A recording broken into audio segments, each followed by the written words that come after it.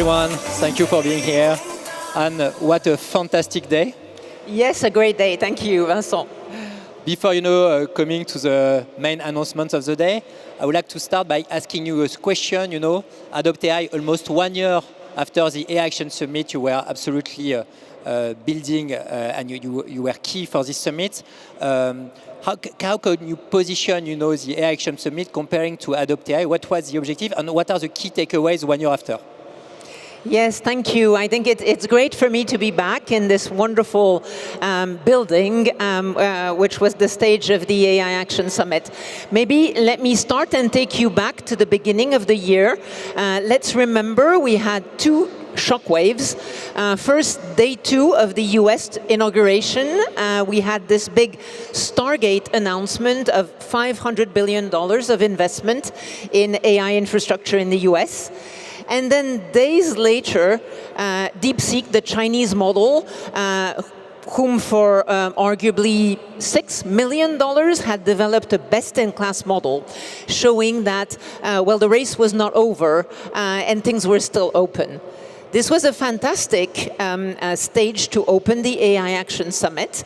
And at the summit, we announced huge investments, more than 100 billion of investment in AI infrastructure in France, and that was mentioned in the previous panel, and 200 billion euros of investment from Europe, private actors and the European Commission. So that was really a way to show that we were, in France, in Europe, on par with the largest actors and really ready to take our place in the development of AI. But the AI Action Summit was not just about numbers. It was also an opportunity to show some real concrete use cases of AI and help make AI more concrete for people and for organizations. And it enabled us to launch really a momentum, a very strong dynamism, which I feel today as well in Adopt AI. So I'm really proud to be here for the first day of Adopt AI. So if I do some... And actually, I'd like to ask you a question. Same question, basically. Yeah, same question for you. Can you tell us about the objectives for Adopt AI? I think, first, I must say I'm super proud. Today at Adopt AI, we gathered 20,000 people, 500 speakers, 200 exhibitors. So it's a big success in terms of representation. The reason why we chose to name it Adopt AI, you decided to call it AI Action Summit because we needed to have some kind of public and government institutional decision. For us, adoption was more a question of empowerment by businesses. And that's why we decided to call it Adopt AI. It's a great name, by the way. Yes. It's because we believe AI is not only a question of technology. For us, what we see is that actually it's an opportunity that needs to be seized by businesses to actually create value, a bit like electricity. You remember we call it electricity a GPT, general purpose technology, because we say the value of this innovation is not electricity by itself, it's the way people use electricity to create new products or to innovate. AI, it's a bit the same. Businesses need to use AI to transform their processes, to innovate, and this is how they will create impact at a mid to long term, right? But for us, adoption is a journey. What we learned since ChatGPT came out a few years ago is that there is no silver bullet. Businesses need to learn, what are the right use cases, train people, redesign their processes end-to-end, basically. So let me ask you a question about, what is your experience, what are your views on what actually it is for a business to transform their processes around AI? Yeah, for me, adoption is mostly about trust. I think it's very important to realize that in our economies, especially in Western economies, in France, in Germany, in Europe, in the US as well, there are a number of fears about AI, and adoption is less speedy. In India, in Indonesia, in China, it goes much more quickly. So how can we address that? I think, first of all, we need to recognize the fears. And fears actually used to be broader, more vague, maybe a bit more science fiction-like. Now they're a bit more concrete. I think people in our society are worried about democracy and disinformation. They're also worried about work and jobs and the impact of AI on work and jobs. And I think we should acknowledge those fears and really focus on implementation of AI, taking into and taking in care of the human factor. Because the human factor, really, technology, we have the technology, use cases, you mentioned it, we have more and more use cases, but the human factor is the most difficult and the most important. So I think successful adoption relies on training, on strong leadership, on social dialogue, and on taking care of people whose jobs will change. And that's the successful way to get to adoption.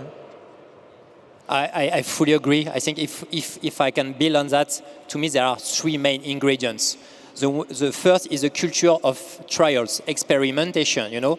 To me, what I used to say is that AI is not a question of technology anymore. And actually, we need to convince everyone, non-tech people, actually, exactly, to try it. And actually, there are still many people that believe, it's only for techies, and it's not true, right?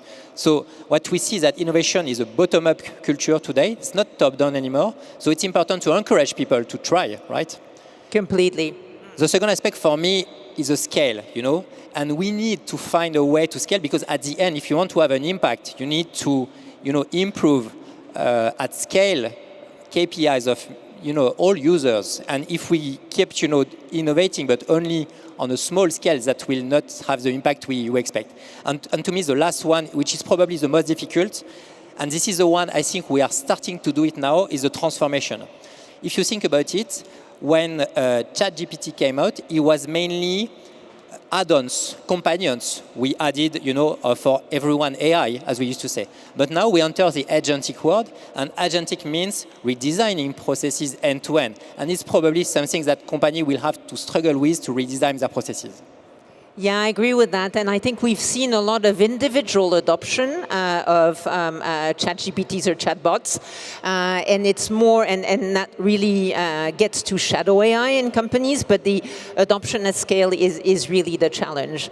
Now, let me ask you a question about how you see that with Europe and with adoption in Europe. Let's talk a bit about Europe, right? Yeah. So for me, I'm a bit sick, to hear everywhere that Europe is late. I don't know what you think. To me, Europe is not late. That's true that if we focus only on, maybe frontier model or infrastructure, that's true that we are a bit lagging behind. But if I compare company using AI in Europe, and I think I compare this KPI with company using AI in the US, it's actually quite the same. So to me, the game is completely open, right? But what we need to address is the question of speed. Because to me, and I think President Macron has said the same, we've entered a speed race. And what is at stake is the future of our economy. If we manage to adopt AI as much as possible, we will have the capacity to improve our processes, improve our productivity, so improve our economy, and innovate also in the long term, because AI itself will also foster innovation in the long term. And I completely agree. I think we, of course, need to adopt, and we need to adopt in a responsible way, as I was saying, because there's a societal challenge. But also there's a productivity angle, an economic angle, and we need to be able to continue to sustain our social model, our social protection model. For that, we need more productivity. But we need to do that in a way that takes into account the European preference that the minister was mentioning in the previous roundtable. I think we, of course, need to adopt, taking into account all the solutions that exist from the US, from other countries, but we need to try and have choice in the solutions that we use and to have some European solutions whenever we can. This is not about autarky. This is not about saying we will only work with companies in France or in Europe, but we need to help them. We need to help our startups, be they Mistral or Helsing or Pigment or Black Forest Labs or H or others. We need our large companies that we're so proud of to adopt AI, but we need to do that with a view of European preference. That's the way we will get stronger as a region, as an economy, as countries, both through the productivity from adoption and also through the innovation. So I think it's key that we have both adoption and sovereignty, which I know you're trying to have here today. So what have we seen for Adopt AI today, Vincent? So, well, as first, Adopt AI is not over, but I'm already super happy, with all the announcements that has been made. So I want to congratulate, Aramco Venture that has made, announcement of opening an office here in Paris. I was there. That's an amazing announcement. That's an amazing. So we are super proud. It's super important. Yes, you can applaud. Yes, Thank you so much. Yes, applaud them. We are also with Winsest a lot of partnerships. So OVH, Candela, Doctrine. So it's this kind of partnership makes me believe that we have everything, all the ingredients to accelerate. Yeah, excellent. I think that's really amazing for day one. I also know, for me, the reason I thought Adopt AI was great is because it's focusing on adoption sector by sector, vertical by vertical. That's the right way to do this. I think that's really way to organize things in this way. And then I also know that we're expecting an unexpected speaker, but of course we were all hoping for him to come, the special guest. So I think probably now is the time for us to leave him the stage. Yes? Thank you, everyone. Thank you. Thank you.